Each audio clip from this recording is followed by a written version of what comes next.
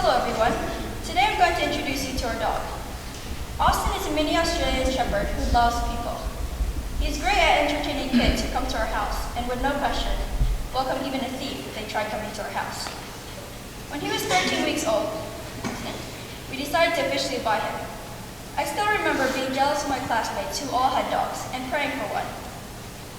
Then one night, when I was lying on my bed pretending to be asleep, my oldest brother Michael showed me a picture of this adorable brown and white puppy. Without guessing anything, I said, "Aw, it's so cute." Then he smiled and asked, "Should we buy him?" I was confused and overjoyed at the same time. Was he serious? I mean, my brothers like to tease me a lot, but maybe it's true. "Let's do it," I replied. Every night after that, we would all gather around the computer and look at the cute little puppy. "He's $800, Michael said one night.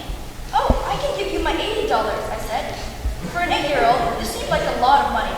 I had earned this when my brothers borrowed stuff from me, and they never brought them back. So they paid Austin. So they paid me back with money.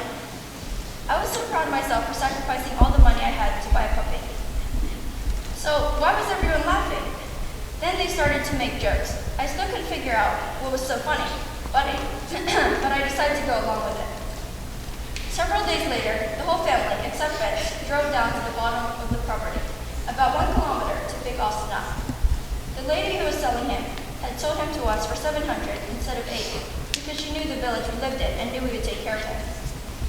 He was the cutest, shyest little thing ever. When we got home, I got on my bike and went around the village several times, telling everyone I saw they could see our puppy. Soon the house was packed. Everyone was waiting to see this little puppy. Austin, however, was a little overwhelmed. So many people. He was snuggled right up to Michael, feeling a little safer there while these strange people kept touching him. When he met Vince, however, he ran up to him.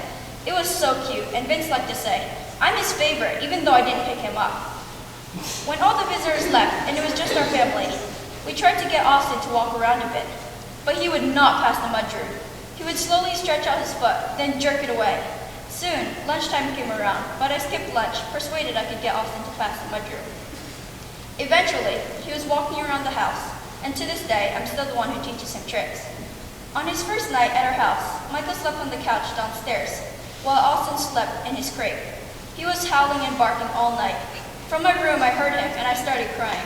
I tried to persuade them to let him sleep with me, but he wasn't potty trained yet, so that was a bad idea. Now he usually follows me to my room when I sleep. His absolute favorite thing in the world are tennis balls. Every afternoon, when Dad comes home from work, he takes Austin to the backyard and throws tennis balls for him. He also likes other balls, however. One day, when my brother Vince and I were playing basketball at the gym, he came with us. We had no idea he liked basketballs, so we just let him be.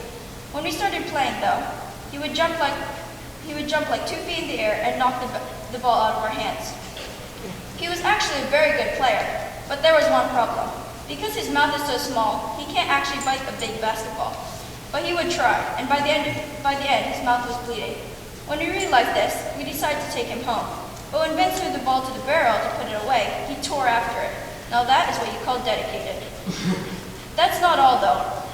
This is another ball he loves.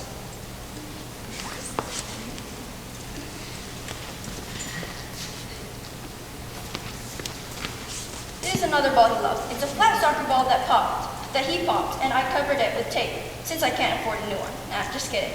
Anyway, when I'm at home, and it's too cold to play outside, I like practicing my soccer tricks.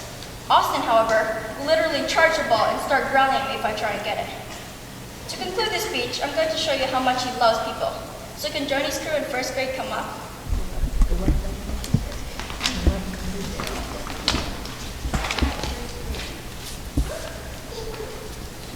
This is my lesson 60 speech for the Royal Paul Curriculum 9th grade speaking class. Thanks for listening.